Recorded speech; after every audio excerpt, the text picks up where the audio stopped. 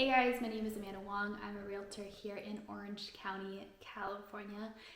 If you could help me out real quick, this costs you absolutely nothing. If you could just hit the like button, the subscribe button, and then also just leave a comment down below. That helps our team help more people. It gives our videos more reach. And basically just tells the YouTube algorithm that you like the video, and it can promote our videos to other people. Again, it costs you absolutely nothing, but it just helps our team help more people. And helping people is pretty cool sometimes. With that being said, let's get into the video. All right, guys, so we're going to be talking about the home seller's roadmap today. So let's say you purchased a home, 10, 15 years ago. Not everyone sells a home every day, and it can be kind of intimidating to be walking into that process, talking to a realtor where you don't really understand the process. So hopefully this video will help you understand what the home seller's process is like. It basically give you a general idea that you can take forward, general knowledge you can take forward when talking to your realtor in your specific area. If you are thinking about selling in California or any state outside, there is a link down below that you can fill out. Our team actually has referral partners in every state in the United States and even some outside of the United States. So we can set you up with an amazing team that we feel confident in. So if you're not sure of an agent who you want to partner with in your area, go ahead and reach out to us below. Let us know what city and state you are thinking about moving into, and we will connect you to an incredible agent in that area. If you're in Orange County or LA or San Diego, our team is incredible, and you can reach out to us, and all that information is in the description box below. The first step in the home seller's roadmap is to find an agent that you feel comfortable with, or a team that you feel comfortable with. So not every agent operates in the same way or has the same personalities. So I would definitely chat with agents, hire one and pick one that you feel comfortable with, and that you feel like will guide you in that journey of your home selling, of selling your home in an appropriate way that will match with how you want to be worked with. And because this is someone who you will be talking to weekly, if not daily, for the next couple weeks or months, depending on what the market looks like. So you definitely want to make sure that you see this person as someone who your team could work with. The second step in the home selling process after you've hired an agent is to basically talk about pricing. So what your home was worth 6 months ago or 6 months from now may not be worth what it's worth today. Your neighbor's home may be higher or lower than yours. And your real estate agent and your real estate team that you hire should have hyperlocal knowledge to understand where to price your home. You may have a different idea of what you want your home to be priced at, but again, it's just something to talk about with your agent and understand where you guys both see the home value at. Your agent should be reviewing comparable properties with you, so that's basically homes that have sold in your area, to understand where you want that home price to be in order to sell the home in the time frame that you want to get it sold in. The third step in the home selling process is staging. So a lot of people consider staging as moving out all your furniture, bringing in a staging company, and hiring someone to basically design and decorate the home to the general population. But that doesn't always have to be the case. What staging can mean is basically just depersonalizing your home. So when buyers walk through your property, you want them to feel comfortable in that home. You want them to see themselves living in that home, and that's also going to get you a better price. They don't want to walk in and see your family photos on the wall or some cutesy thing that's super hyper personal to you and your family. The reason is that they want to see themselves in that home. They want more of a blank slate to work with when you're working with a buyer, because a lot of buyers can't visualize themselves in someone else's home. So depersonalizing your home, taking down a lot of the personal pictures and personal items can really help get you a higher price for your home. Definitely clean your home. You want to deep clean it before the home hits the market. You can reach out to your agent for a team that can deep clean homes if you don't already have an amazing reference for that. If you're living in the home while the home is on market, you want to keep it in a state that's very neat, very tidy, because sometimes you may have showings or people who want to see the homes same day or last minute. So isn't it something to consider when you are listing your home, that you have to keep a very tidy home. You want the buyer to walk in and feel like they could live there, because that's going to give you the best price for your home. Is listing your home, and this is when your home goes live. So your agent will actually input all the information into their local MLS or multiple listing service, and every region has a different MLS. So in California, at least my brokerage and my part uses the California regional MLS. Every state, different regions, even Northern California have a different MLS. And that's basically everyone in the area who wants to list their home. And that's also, the MLS pushes out the property to Zillow and Realtor.com and Redfin and everywhere else. So that's basically when your listing will go live. Fourth step in the home selling process is showings.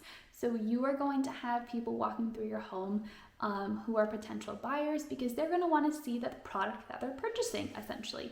And you have to keep that in mind. A lot of people will actually move out during the showings portion of their home, especially if they have younger kids, because that process can be a little bit difficult. If you have to keep the home super, super tidy during that process. A lot of people don't like that stress. So sometimes people will move out of their homes during the showing process, and basically when other people come see their homes, because they don't want to deal with having to constantly keep it super clean.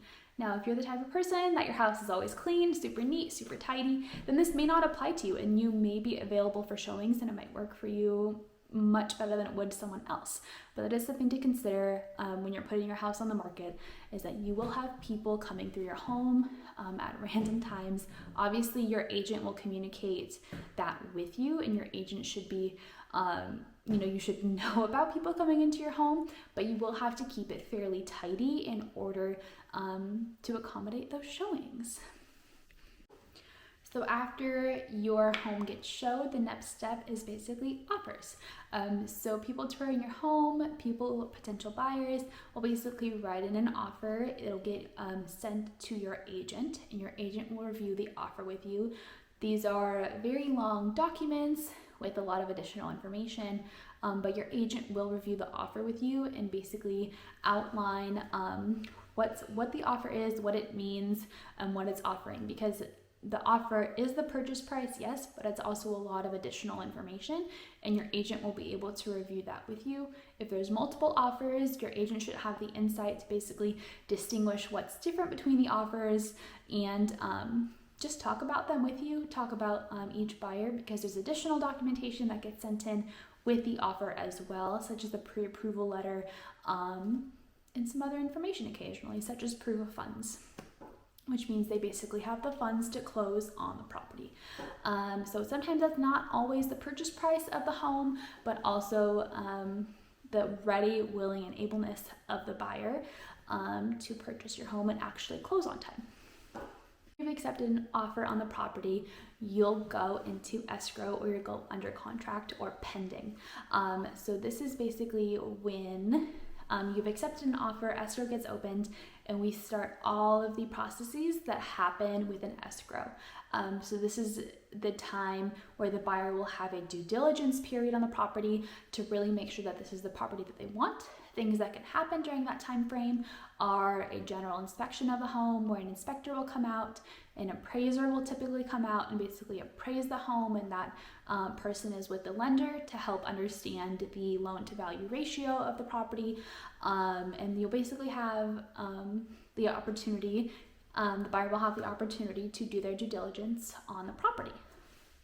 End of the escrow period, you will have the opportunity to finalize all the details. There will come a time where all of the buyer contingencies will be removed, and that's basically when you know that there is a 99% chance that the escrow will close and the buyer will be able to move into the property. And that is a time when you, as the homeowner, needed to get all your ducks in a row and basically work very quickly to get out of the property, make sure that property is ready for the next buyer, hire movers if you're still living in the property, and basically align everything that you need to do in order to hand keys over on your closing date. So that's outlining all of the final details. And the last step is closing or closing day. So typically a couple things need to happen, but the lender will be clear to close. The title company will basically record the title in the new homeowner's name, so it is no longer your property. You will give keys to your agent so that they can pass them on to the next person, next people who will be living in your home, and you'll be off. You'll have an opportunity to say your final goodbyes to the property if it's sentimental to you, but that is closing day. Closing day is when the title and ownership pass on to the new buyer.